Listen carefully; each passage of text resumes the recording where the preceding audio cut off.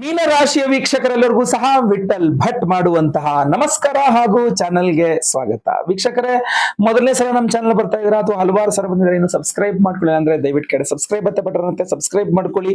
Bell button ಬರುತ್ತೆ, bell button click ಮಾಡಿ all ಅಂತ ಮಾಡ್ಲಿಕ್ಕೆ ದಯವಿಟ್ಟು ಮರಿಬೇಡಿ. ಇನ್ನು ವಿಡಿಯೋ ನಿಮಗೆ ಇಷ್ಟ ಆಯ್ತು ಅಂದ್ರೆ ದಯವಿಟ್ಟು ಲೈಕ್ ಮಾಡ್ಲಿಕ್ಕೆ ಮರಿಬೇಡಿ.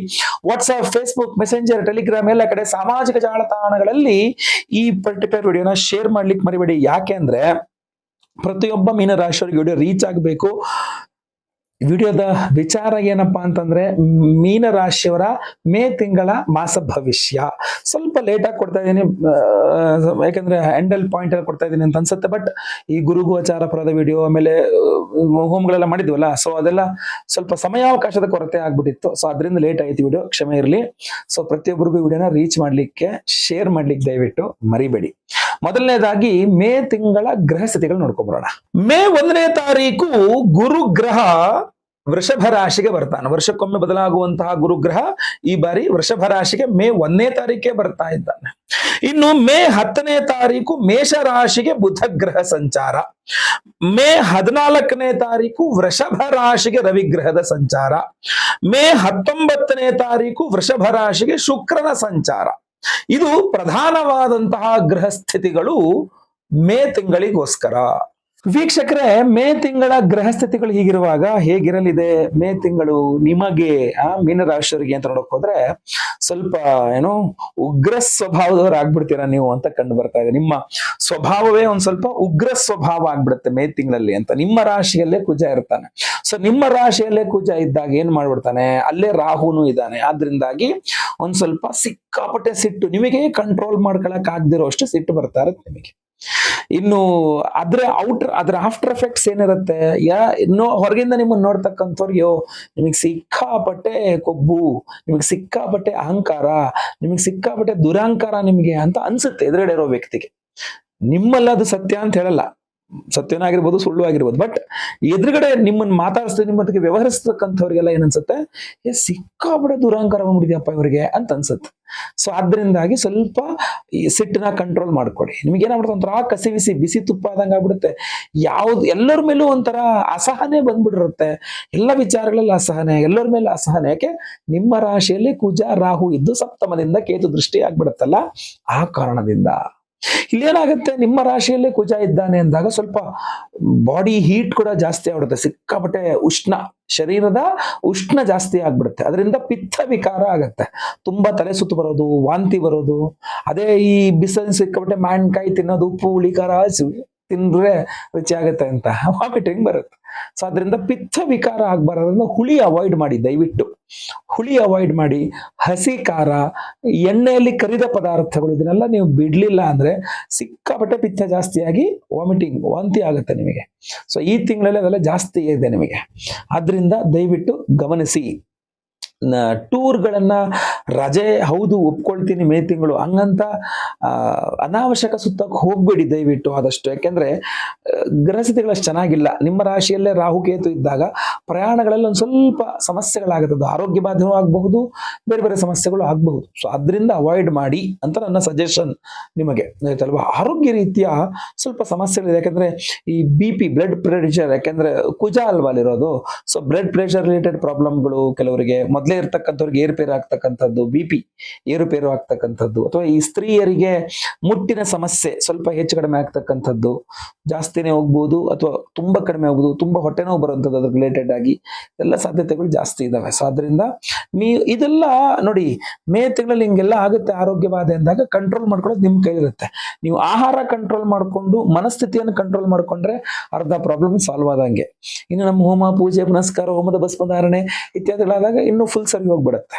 ಹೆಂಗಿದ್ರು ನೀವು ಟೂರ್ ಹೋಗ್ಲೇಬೇಕು ಅಂತಂದ್ರೆ ಆದ್ರೂ ಸುಬ್ರಹ್ಮಣ್ಯನ ಕ್ಷೇತ್ರಗಳಿಗೆ ಹೋಗಿ, ಅಮ್ಮನವರ ಕ್ಷೇತ್ರಗಳಿಗೆ ಹೋಗಿ, ತುಂಬಾ ಒಳ್ಳೇದು ನನ್ನ ಪ್ರಕಾರ, ಆಯ್ತಲ್ವಾ. ನೆಕ್ಸ್ಟ್ ಬಂದು ಆರೋಗ್ಯದ ನಂತರ ಬರ್ತಕ್ಕಂತಹ ವಿಚಾರ, ನಾವು ಉದ್ಯೋಗದ ಬಗ್ಗೆ ಮಾತಾಡಬೇಕು. ಯಾಕೆ ಅಂತಂದ್ರೆ ಉದ್ಯೋಗದ ವಿಚಾರ ನಿಮಗೆ ಒಂದ್ ಸ್ವಲ್ಪ ರೌಂಡ್ ಹುಡುಕಾಡ್ತದೆ. ಯಾಕೆಂದ್ರೆ ಷಷ್ಟ್ಯಾಧಿಪತಿಯಾದಂತಹ ರವಿಗ್ರಹದ ಯುತಿ ನಿಮಗೆ ನಿಮ್ಮ ಕರ್ಮಾಧಿಪತಿಯಾದ ಗುರುವಿನೊಟ್ಟಿಗೆ ಆಗ್ಬಿಡುತ್ತೆ 14ನೇ ತಾರೀಕಿನ ನಂತರ. ಅದರಿಂದ ಅದೇನಾಗುತ್ತೆ, 14ನೇ ತಾರೀಕಿನ ತನಕ ನಿಮಗೆ ತುಂಬಾ ಜಾಸ್ತಿ ಶತ್ರುಗಳು. ಆದ್ರೆ ನೀವು ಅದನ್ನ ಜಾಸ್ತಿ ಕೇರ್ ಮಾಡಲ್ಲ. ಬರೀ ಜಾಬು ಅಂತಲ್ಲ, ಎಲ್ಲ ಕಡೆ ಷಷ್ಠ್ಯಾಧಿಪತಿ ಧನಸ್ಥಾನದಲ್ಲಿ ಪರಮೋಚ್ಚ ಸ್ಥಿತಿಯಲ್ಲಿದ್ದಾನೆ ಅಂತಂದ್ರೆ ಸಿಕ್ಕಾಪಟ್ಟೆ ನಿಮ್ಮ ಶತ್ರುಗಳೆಲ್ಲ ದುಶ್ಮನ್ ಕಹಾಯಿ ಅಂದ್ರೆ ಊರು ತುಂಬಾ ಹೈ ಅನ್ನೋ ಹತ್ರ ಇರುತ್ತೆ. ಬಟ್ ಏನಾಗ್ಬಿಡತ್ತೆ, ನಿಮಗೆ ಅದ್ರ ಬಗ್ಗೆ ತಾತ್ಸಾರ ಮನೋಭಾವ ಬರುತ್ತೆ. ನೀನ್ ಎಷ್ಟು ಕುಡ್ಕ ನನ್ನೇನು ಮಾಡಕ್ಕಾಗಲ್ಲ ನೀನು ಅನ್ನೋ ತರ ನಿಮ್ಮ ಫೀಲಿಂಗ್ ಇರುತ್ತೆ ಅಥವಾ ನಿಮ್ಮ ಪ್ರತಿಕ್ರಿಯೆ ಇರುತ್ತೆ. ಅವ್ರಿಗೆ ಏನಾಗ್ಬಿಡತ್ತೆ, ಹೌದಾ ನನ್ ಕೈಲಿ ಏನು ಮಾಡಕ್ಕಾಗಲ್ಲ, ನಾನು ಏನ್ ಮಾಡಕ್ಕಾಗತ್ತೆ ತೋರ್ಸ್ಲಾ ಅಂತ ಅವ್ರು ನಿಮ್ಮ ಉದ್ಯೋಗವನ್ನು ಕೆದ್ಕೋದು, ನಿಮ್ಮ ಉದ್ಯೋಗದಲ್ಲಿ ಸಮಸ್ಯೆ ಮಾಡಾಕೋದು, ಅದೆಲ್ಲ ಮಾಡ್ತಾ ಇರ್ತಾರೆ. ಸೊ ಆದ್ರಿಂದ ನಿಮ್ಮ ಶತ್ರು ಎಷ್ಟು ಚೆನ್ನಾಗಿ ಮೆರೆದು ಕುಣಿದು ಏನೋ ಮಾಡಿದ್ರು ಸಹ ನೀವು ಏನು ಮಾಡಕ್ ಹೋಗ್ಬಿಡಿ, ಸೈಲೆಂಟ್ ಆಗಿರ್ಬೇಕು ನೀವು.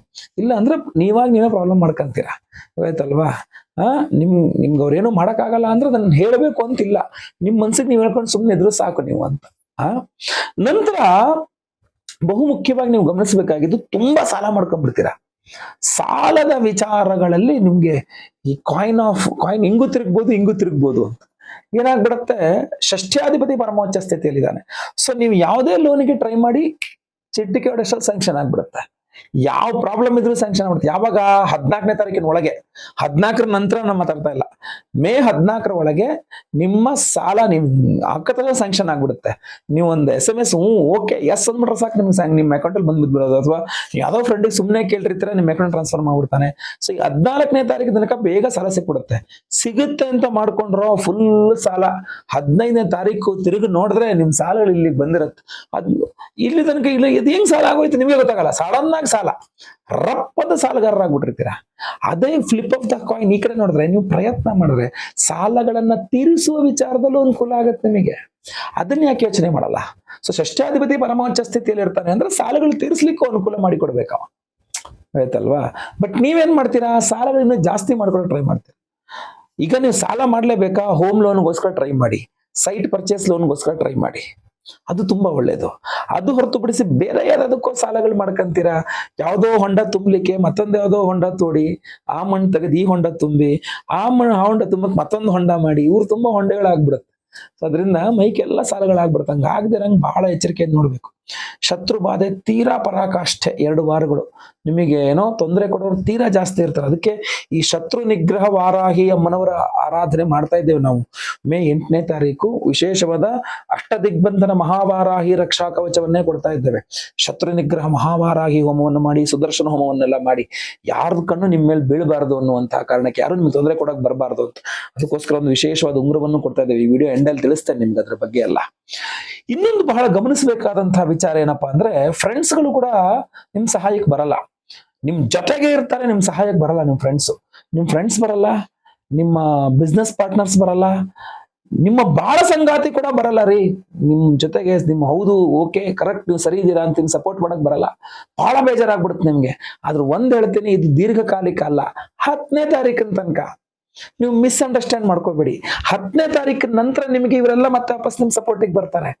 ಕೇವಲ 10ನೇ ತಾರೀಕಿನ ತನಕ ಬರಲ್ಲ, ಬೇಡ 14ನೇ ತಾರೀಕಿನ ತನಕ ಬರಲ್ಲ. ಅದ್ರ ನಂತರ ಇವರೆಲ್ಲ ಸಪೋರ್ಟ್ ಸಿಗ್ತದೆ, ಶತ್ರುಗಳ ಬಾಧೆ ಸ್ವಲ್ಪ ಕಡಿಮೆ ಆಗ್ತದೆ, ಸ್ವಲ್ಪ ಮೈಂಡ್ ರಿಲ್ಯಾಕ್ಸ್ ಆಗ್ತದೆ. ಅಲ್ಲಿ ತನಕ ಏನಂದ್ರೆ ಇವರೆಲ್ಲರೂ ನಿಂದೆ ತಪ್ಪು, ನೀನೇ ಸರಿ ಇಲ್ಲ, ನೀನ್ ಹಿಂಗಿರೋದ್ರಿಂದ ಅವ್ರು ನಿಮ್ಗೆ ಹಿಂಗೆ ಅಟ್ಯಾಕ್ ಮಾಡೋದು ಅಂತಾರೆ. ನೀವು ಹೇಳಿದ್ರು ಕೂಡ ನಿಮ್ಗೆ ಹಿಂಗು ವಾಪಸ್ ರಿವರ್ಸ್ ಆಗುತ್ತೆ ಮಾತುಗಳು.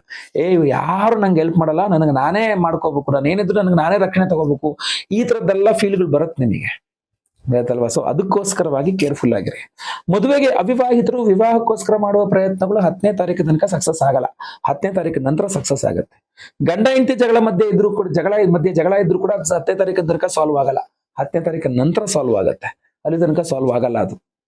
ಅಥವಾ 14ರ ನಂತರನೇ ಸಾಲ್ವ್ ಆಗೋದು ಅಂತಂದ್ರೂ ಆಶ್ಚರ್ಯ ಇಲ್ಲ, ಆಯ್ತಲ್ವಾ? ಇನ್ನು ನಿರುದ್ಯೋಗಿಗಳಿಗಾಗ್ಲೇ ಹೇಳಿದ್ನಲ್ಲ, ಉದ್ಯೋಗದ ವಿಚಾರದಲ್ಲಿ ಒಂದ್ ಸ್ವಲ್ಪ ಪ್ರೆಷರೈಸ್ ಫೀಲಿಂಗ್ ಇರ್ತದೆ. ಬಟ್ ನಿಮ್ಗೆ ಒಂದು ವಿಚಾರ ಹೇಳ್ತಾನೆ, 14ನೇ ತಾರೀಕಿನ ಒಳಗೇನೆ ನೀವು ಪ್ರಯತ್ನ ಮಾಡ್ಕೊಳ್ಳಿ ಆದಷ್ಟು ಉದ್ಯೋಗ ವಿಚಾರಕ್ಕೋಸ್ಕರ.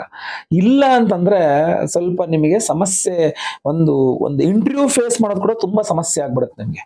ಒಂದು ಇಂಟರ್ವ್ಯೂ ಫೇಸ್ ಮಾಡೋದು ಕೂಡ ತುಂಬಾ ಸಮಸ್ಯೆ ಆಗ್ಬಿಡುತ್ತೆ, ತುಂಬಾ ಕಠಿಣ ಅನ್ಸುತ್ತೆ, ಆಯ್ತಲ್ವಾ? ಸೊ ಅದಕ್ಕೋಸ್ಕರ ನೆನ್ಪಿಟ್ಕೊಳ್ಳಿ ಆ ಒಂದು ವಿಚಾರಗಳನ್ನ. ಆಮೇಲೆ 10ನೇ ತಾರೀಕಿನ ತನಕ ಸ್ವಲ್ಪ ಮಾತಿನ ಮೇಲೆ ನಿಗಾ ಇಡಿ, ಗಮನ ಇಡಿ.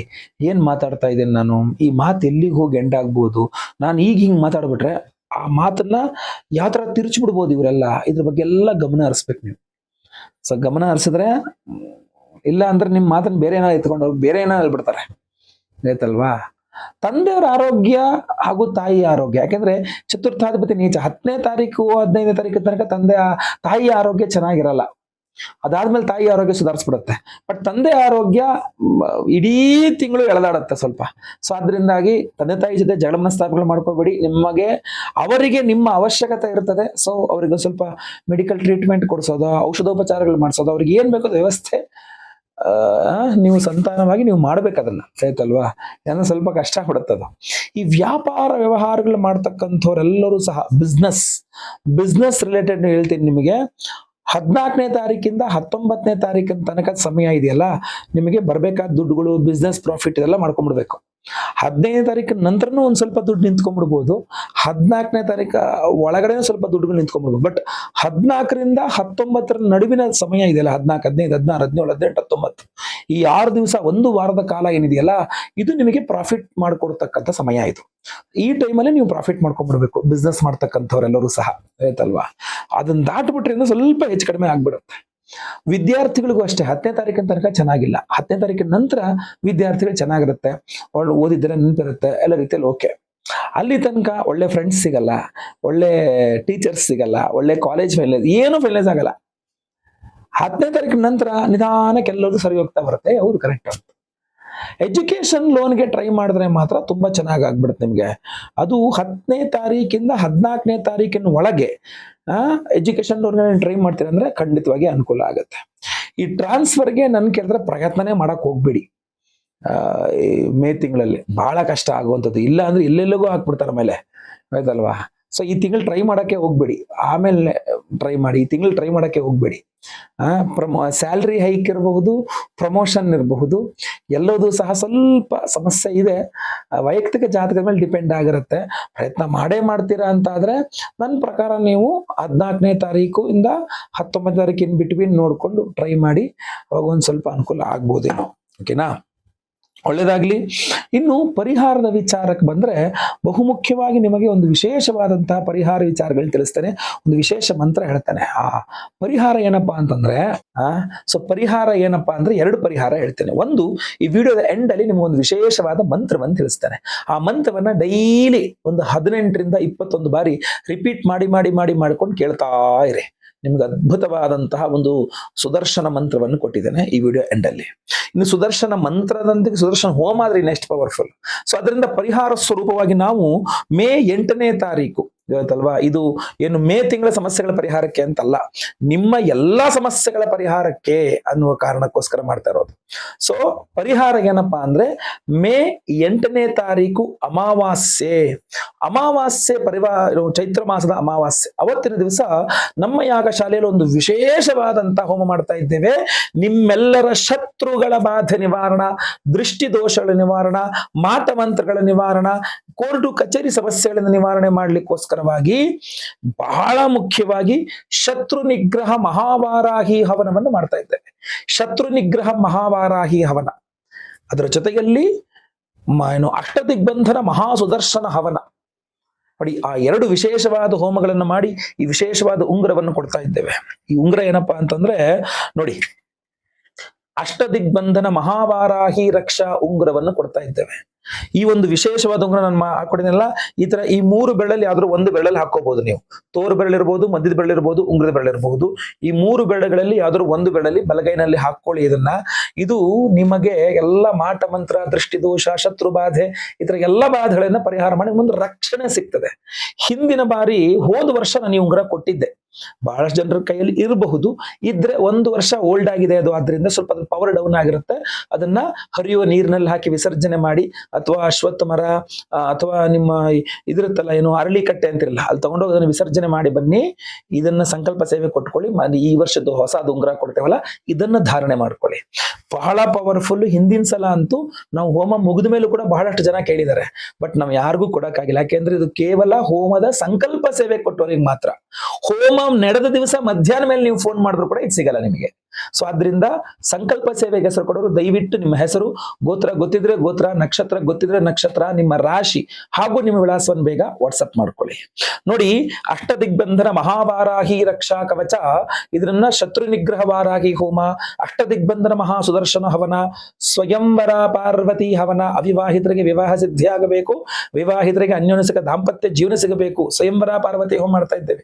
ಗುರು ಶಾಂತಿ ಶನಿ ಶಾಂತಿ ಸಹಿತ ಮಹಾ ನವಗ್ರಹ ಶಾಂತಿ ಹೋಮವನ್ನು ಮಾಡ್ತಾ ಇದ್ದೇವೆ. ಅಷ್ಟಮ ಶನಿ, ಪಂಚಮ ಶನಿ, ಸಾಡೆ ಸಾತಿ ಏನಿದ್ರು ಪರಿಹಾರವಾಗಬೇಕು. ನೋಡಿ, ಈ ಒಂದು ಉಂಗುರ ನಿಮಗೆ ಇದೆಲ್ಲಾ ವಿಶೇಷವಾದಂತಹ ಹೋಮಗಳಲ್ಲಿ ಎನರ್ಜೈಸ್ ಆಗಿ ನಿಮಗೆ ಕಳಿಸ್ಕೊಡ್ತಕ್ಕಂಥದ್ದು. ಸೊ ದಯವಿಟ್ಟು ಈ ಉಂಗುರನ ಪ್ರತಿಯೊಬ್ಬರು ಸಹ ಧಾರಣೆ ಮಾಡ್ಕೊಳ್ಳಿ.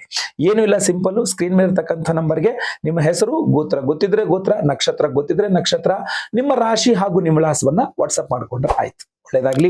ವಿಡಿಯೋ ಇಷ್ಟ ಆದರೆ ದಯವಿಟ್ಟು ಲೈಕ್ ಮಾಡ್ಲಿಕ್ಕೆ ಮರಿಬೇಡಿ. ವಾಟ್ಸ್ಆಪ್, ಫೇಸ್ಬುಕ್, ಮೆಸೆಂಜರ್ ಎಲ್ಲ ಕಡೆ ಸಾಮಾಜಿಕ ಜಾಲತಾಣಗಳಲ್ಲಿ ವಿಡಿಯೋನ ಶೇರ್ ಮಾಡ್ಲಿಕ್ಕೆ ದಯವಿಟ್ಟು ಮರಿಬೇಡಿ. ಈಗ ನಾನು ಒಂದು ವಿಶೇಷವಾದ ಮಂತ್ರ ಪರಿಹಾರವನ್ನು ಹೇಳ್ತೇನೆ, ಎಲ್ಲರಿಗೂ ಸಹ ಒಳ್ಳೆಯದಾಗ್ಲಿ. ಲೋಕ ಸಮಸ್ತ ಸುಖಿನೋ ಭವಂತು.